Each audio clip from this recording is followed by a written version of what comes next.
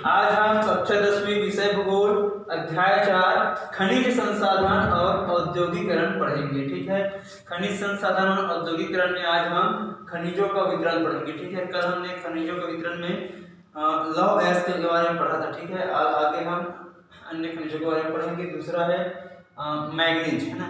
तो मैग्नीज के संबंध में पढ़ेंगे। मैग्नीज का प्रमुख उपयोग लोहा इस्पात उद्योग में किया जाता है ना। इस्पात में 12 से 14% तक के मैग्नीज होता है ना, और लगभग सारे मैग्नीज का उपयोग लोहा इस्पात उद्योग में ही किया जाता है। मैग्नीज युक्त इस्पात जो होता है, मैग्नीज युक्त इस्पात होता है अधिक मजबूत, कठोर और घर्षण सहने की क्षमता वाला होता है ना। तो मैग्नीज इस्पात का उपयोग क्रशर जैसी मशीन बनाने में भी होता है। ठीक है, तो क्रशर से चट्टान पीसकर अलग अलग आकार से ये मिट्टी इसमें बनाया जाता है। ठीक है, आगे देखेंगे क्रोमाइट अयस्क। तो क्रोमियम का एकमात्र अयस्क क्रोमाइट है। ठीक है, क्रोमियम का एकमात्र अयस्क क्रोमाइट होता है।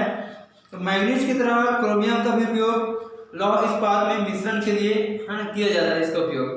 तो इसके उपयोग से उच्च ताप सहने वाला है ना, उच्च तापी कहा जाए इस्पात इससे बनता है। इस्पात में क्रोमियम की थोड़ी मात्रा है, मात्र 3% मिलाने पर है ना रेती जिसको हम आरी कहते हैं ना, कुल्हाड़ी और हथौड़े बनाने के लिए कठोर इस्पात बनता है। इसकी थोड़ी अधिक मात्रा 12 से 15% अगर क्रोमियम अयस्क मिला देते हैं, क्रोमाइट अयस्क मिला देते हैं, तो 12 से 15% मिलाने पर उष्मा सह घर्षण और संक्षारण सह इस्पात इसमें बनता है, जिसका उपयोग रसोई घर के बर्तन, छुरी काटा है ना, मशीन के जो बेरिंग होता है, ये सब बनाने के काम आता है।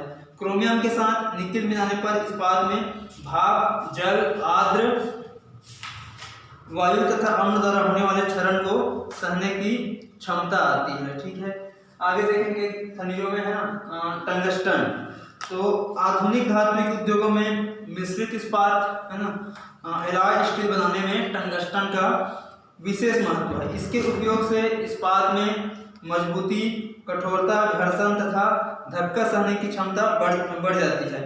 टंगस्टन जो मिला करके है ना, जो स्टील का उपयोग उच्च श्रेणी के काटने वाले उपकरण और पत्थर छिद्रक उपकरण बनाने में किया जाता है।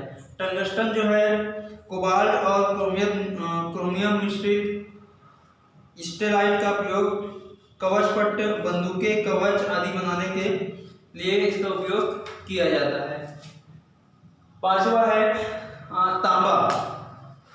तो तांबे का उपयोग मानव जो है इसको तांबे का उपयोग पुराने समय से ना प्राचीन काल से करता हुआ आ रहा है। तांबे के साथ टीन को मिश्रित करके कांसे का निर्माण किया जाता है। तांबे के मिश्रण से पीतल भी बनाया जाता है, जिसका उपयोग उपकरण जैसे सिक्के आदि बनाने में किया जाता है ना। 19वीं सदी में विद्युत के आविष्कार के बाद तांबे का महत्व बहुत ज़्यादा बढ़ गया, क्योंकि यह ताप तथा बिजली का सुचालक है तथा रासायनिक क्षरण का यह अवरोधक भी है ना, जो तांबा है। इसी कारण आधे से अधिक तांबे का प्रयोग विद्युत जो उद्योग होता है उसमें किया जाता है। तांबा मिश्र धातुओं का उपयोग टेलीफोन, रेडियो, रेल उपकरण, हवाई जहाज, जल जहाज, रेफ्रिजरेटर, घरेलू उपयोग की अन्य चीजें तथा शुद्ध सामग्री बनाने के लिए तांबे का उपयोग किया जाता है। छठवां है सीसा। तो शीशे का उपयोग वर्तमान समय में परिवहन, संचार और बिजली के उत्पादन में होता है ना। शीशा का उपयोग तो यह भारी, नरम और लचीला होता है। इसका सर्वाधिक उपयोग विद्युत उद्योग में संचालक बैटरी तथा तार बनाने के लिए किया जाता है। रसायन उद्योग इसका दूसरा उपभोक्ता है, जहां टेट्राएथिल, सीसा, रंग, प्लास्टिक और कीटनाशक बनाए जाते हैं। भारत में सीसा अयस्क का कुल अनुमानित भंडार 1 अप्रैल 2010 के अनुसार है ना 1 करोड़ टन इसका अनुमानित है ना, इसका आकलन किया गया है। राजस्थान में शीशे का भंडार सर्वाधिक पाए जाते हैं। आगे देखेंगे 7वां है बॉक्साइट। तो बॉक्साइट एल्यूमिनियम धातु का प्रमुख स्रोत है ना, बॉक्साइट जो है एल्यूमिनियम धातु का प्रमुख स्रोत है। भारत में बॉक्साइट के प्रचुर भंडार है। भारतीय भूगर्भिक सर्वेक्षण विभाग के अनुसार 2010 में कुल है ना 348 करोड़ टन बॉक्साइट भारत में है ना अनुमान लगाया गया था।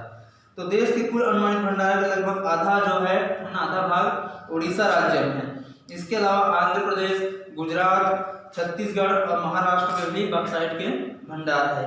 उड़ीसा के कालाहांडी, कोरापुट, संबलपुर, बलंगीर और केओझर है ना केओझर जिले हैं। आंध्र प्रदेश के विशाखापट्टनम जिले, मध्य प्रदेश के शहडोल, मंडला और बालाघाट जिला और छत्तीसगढ़ के है ना सरगुजा, बलरामपुर, रामानुजगंज और कोरबा जिले में बॉक्साइट के विशाल भंडार पाए जाते हैं।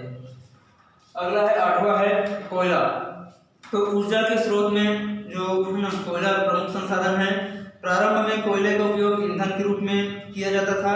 कोयला जो है 18वीं सदी के औद्योगिकरण का महत्वपूर्ण आधार बना। इसका औद्योगिक उपयोग कई परिवर्तनों से जुड़ा हुआ है।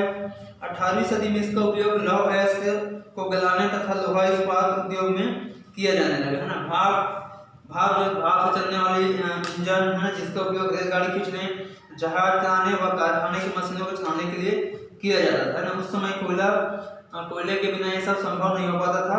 वर्तमान में कोयले का उपयोग मुख्य रूप से बिजली उत्पादन में अधिक होता है। अगला है पेट्रोलियम है ना। तो आधुनिक युग का सबसे महत्वपूर्ण ऊर्जा स्रोत पेट्रोलियम है, लेकिन प्लास्टिक और खाद जैसे रासायनिक उद्योगों में इसका बहुतायत से उपयोग किया जाता है।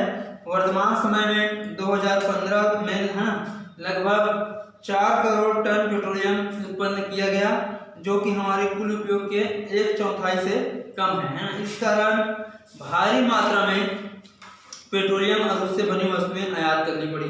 2015 में 19 करोड़ टन पेट्रोलियम और उससे बनी वस्तुएं आयात की गई। हमारे सकल घरेलू उत्पादन के लगभग 5% इस आयात में लगता है, जो कि बहुत अधिक है। तो ठीक है डियर स्टूडेंट्स, ये हो गया है खनिजों का वितरण जो प्रमुख खनिज थे। ठीक है, हम आगे के अध्याय में आपको आगे पढ़ाएंगे। Thank you.